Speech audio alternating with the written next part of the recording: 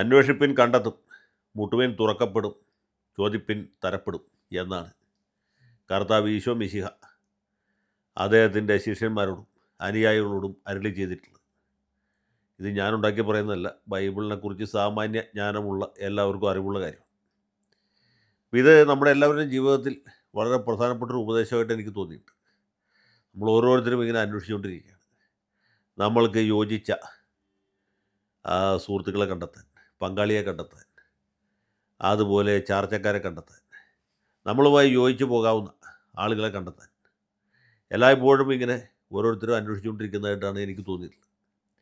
അതുപോലെ അന്വേഷിക്കുന്ന ഒരാളാണ് സത്യക്രിസ്ത്യാനിയായ സത്യകാത്തോലിക്കനായ നമ്മുടെ ഇപ്പോഴത്തെ വൈദ്യുതി മന്ത്രി അഡ്വക്കേറ്റ് സണ്ണി ജോസഫ്. സണ്ണി ചായനും ഇതുപോലെ അന്വേഷിച്ചുകൊണ്ടിരിക്കുന്ന ആളാണ്. അദ്ദേഹം KPCC പ്രസിഡൻ്റായപ്പോഴും വൈദ്യുതി മന്ത്രിയായപ്പോഴൊക്കെ അന്വേഷണം തുടരുകയാണ്.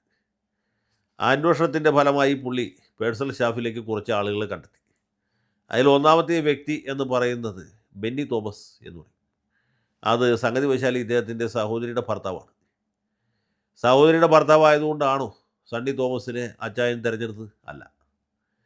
സണ്ണി തോമസ് ഒരു യോഗ്യനാണ്, സൗമ്യനാണ്, സുസ്മരവദനാണ്, വിദ്യാഭ്യാസം അല്പം കുറവാണ്, എങ്കിലും അദ്ദേഹത്തിൻ്റെ പ്രാഗൽഭ്യം വളരെ കൂടുതലാണ്.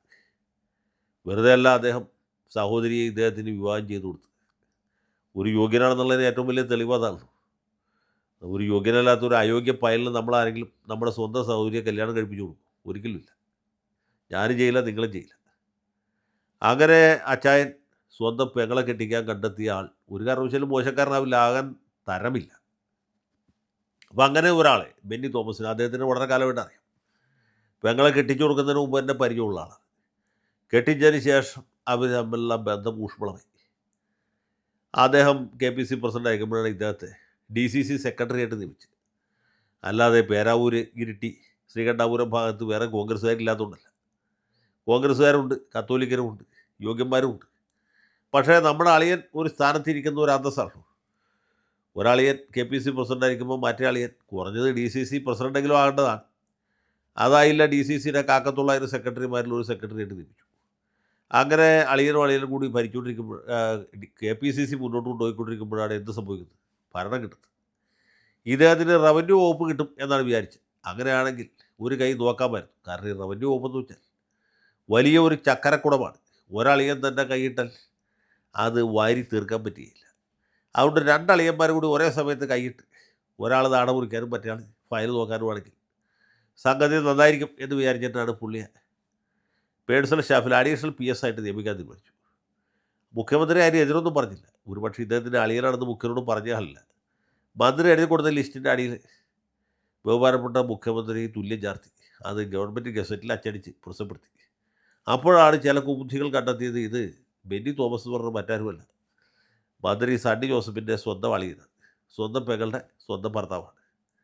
ഇത് വലിയൊരു ക്രമപ്രശ്നമായിട്ട് ഉന്നയിച്ചു. ഏഷ്യാനെറ്റും മറ്റുമൊക്കെ ചർച്ച നടത്തി. പ്രതിപക്ഷ നേതാക്കന്മാർ ബന്ധു നിയമനം എന്ന് പറഞ്ഞ് ബഹളമുണ്ടാക്കി. അപ്പോൾ ഇതിനേക്കാളൊക്കെ നിസ്സാരമായ ബന്ധു നിയമനത്തിനാണ് നമ്മൾ EP ജയരാജനെ കൊണ്ട് രാജിവെപ്പിച്ചത്. അതുപോലെ KT ജലീലിൻ്റെ ലോകായുക്തയുടെ മുമ്പിൽ കൊണ്ടുപോയി നാണം കെടുത്തി അദ്ദേഹത്തിൻ്റെ മന്ത്രിസ്ഥാനം ഇല്ലാതാക്കിയത്.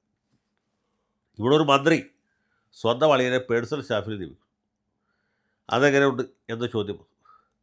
അപ്പോൾ മന്ത്രി സണ്ണി ജോസഫ് പറഞ്ഞ മറുപടി ഉണ്ടല്ലോ, അത് ക്ലാസിക്കാണ്.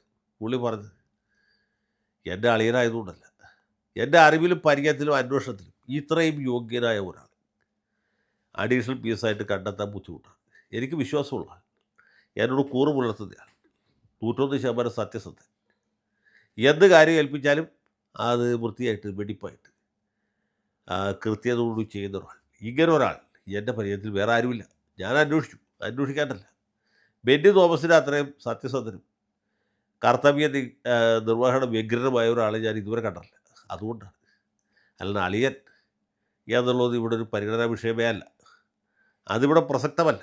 ഇവിടെ പ്രസക്തമായിട്ടുള്ളത് കഴിവും കാര്യപ്രാപ്തിയും കർമ്മശേഷിയുമാണ്. ഇത് മൂന്നും എൻ്റെ അളിയനുള്ളത്ര ഒരാളിൽ ഞാൻ കണ്ടില്ല. പണ്ടൊരു സിനിമയിൽ പറയില്ലേ, എന്താണ്, ചാൾസ് ശോഭരാജിന് മാത്രമേ കണ്ടുള്ളൂ. ചാൾസ് ശോഭരാജിന് പോലുമില്ല. അങ്ങനെ ശോഭരാജിനേക്കാളും ഗംഭീരനാണ് എൻ്റെ സ്വന്തം അളിയൻ ബെന്നി തോമസ്. അപ്പോൾ ഇത് പൊതുവെ എല്ലാവർക്കും തൃപ്തികരമായി. പക്ഷേ KPCC ഉന്നതാധികാര കമ്മിറ്റി കൂടി ഇപ്പോൾ ഏതോ ചില കുബുദ്ധികൾ അതേക്കുറിച്ച് വിപരീത അഭിപ്രായം പറഞ്ഞു എന്നാണ് പറഞ്ഞത്. ഏതായാലും രാജിവെക്കേണ്ട ആവശ്യമൊന്നും ഉണ്ടായിരുന്നില്ല. എന്നാൽ പോലും ബെന്നി തോമസ് രാജിവെച്ചിരിക്കുകയാണ്. ഇപ്പോഴും സണ്ണി ജോസഫ് പറയുന്നത് രാജിവെക്കേണ്ട ആവശ്യമൊന്നുമില്ല, ഞാൻ അതിൻ്റെ ബന്ധപ്പെട്ട ചട്ടങ്ങളും നിയമങ്ങളൊക്കെ നോക്കിയതാണ്. അതിലൊരു സ്ഥലത്തും ഒരു മന്ത്രി സ്വന്തം അളിയനെ പേഴ്സണൽ സ്റ്റാഫിൽ വെക്കരുത് എന്ന് പറഞ്ഞിട്ടില്ല. അതുകൊണ്ട് നിയമനം സാധുവാണ്. ബെന്നി തോമസ് നേർബുദ്ധി ആയതുകൊണ്ട് ഇനി ജനങ്ങളുടെ ഇടയിൽ ഒരു തെറ്റിദ്ധാരണ വേണ്ട എന്ന് വിചാരിച്ച് രാജിവെച്ചു എന്ന് മാത്രമേ ഉള്ളൂ. എൻ്റെ അളിയനാണ് എന്നുള്ളതുകൊണ്ട് അതൊരു അയോഗ്യതയല്ല, അതൊരു അധിക യോഗ്യതയായിരുന്നു. എനിക്ക് വിശ്വാസമുള്ള ഒരാളിപ്പോൾ അവിടെ ഇല്ലാതായിരിക്കുന്നു എന്നുള്ളതാണ്. അത് സാരമില്ല. പണ്ട് കുഞ്ഞാലിക്കുട്ടി മന്ത്രിയായ സമയത്ത് അദ്ദേഹത്തിൻ്റെ ഭാര്യ സഹോദരിയുടെ ഭർത്താവ് വരുന്ന റൌഫ് ഇതുപോലെ ഒരു അധികാര കേന്ദ്രമായിട്ട് തിരുവനന്തപുരത്തും എറണാകുളത്തുമൊക്കെ പ്രവർത്തിച്ചു. കുഞ്ഞാപ്പയ്ക്ക് വേണ്ടി പല ഇടപാടുകളിലും മധ്യസ്ഥത വഹിച്ചെടുത്തു. കാര്യങ്ങൾ സലാമത്താക്കി കൊടുത്തത് റൌഫായിരുന്നു. അതുപോലെ ഒരു ഭരണഘടനാ ബാഹ്യ സ്ഥാപനമായിട്ട് നമുക്ക് ബെന്നി തോമസിനെ തിരുവനന്തപുരത്തോ അതല്ലെങ്കിൽ ശ്രീകണ്ഠാപുരത്തോ ഇരുത്താവുന്നതേ ഉള്ളൂ. കാര്യങ്ങൾ നടത്തി കിട്ടേണ്ടവർ അദ്ദേഹത്തെ സമീപിക്കുക, തത്തുല്യമായ ഉത്തരവ് സെക്രട്ടേറിയറ്റിൽ നിന്ന് കൈപ്പറ്റുക എന്നൊരു നിലപാട് വരികയാണെങ്കിൽ പ്രശ്നങ്ങൾ അതുകൊണ്ട് പരിഹരിക്കാവുന്നുള്ളൂ. അപ്പോൾ ഒരു ആകെ പ്രശ്നമുള്ളതെന്ന് വെച്ചാൽ ഇപ്പോൾ അളിയനെ നമ്മൾ ഗസറ്റഡ് പോസ്റ്റിൽ നിയമിച്ചിരുന്നെങ്കിൽ പുള്ളിക്ക് സർക്കാരിൽ നിന്ന് ശമ്പളവും മറ്റ് അലവൻസുകളും കിട്ടിയത്. പിന്നെ ഈ ഉദ്യോഗ കാലാവധി പൂർത്തീകരിക്കുമ്പോൾ പെൻഷൻ കിട്ടിയത് അത് നഷ്ടപ്പെട്ടു. അതൊരു ദേശീയ നഷ്ടം തന്നെയാണ്. ആ നഷ്ടം പരിഹരിക്കാനുണ്ട്. ഇനിയിപ്പോൾ എന്ത് ചെയ്യും എന്നെനിക്കറിയില്ല.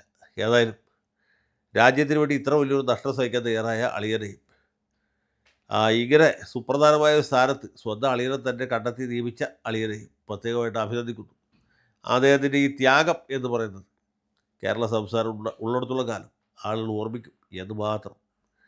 അവരെ രണ്ടുപേരെ ഓർമ്മിപ്പിക്കാൻ ഞാൻ ആഗ്രഹിക്കുന്നു. ജയ് ഹിന്ദ്.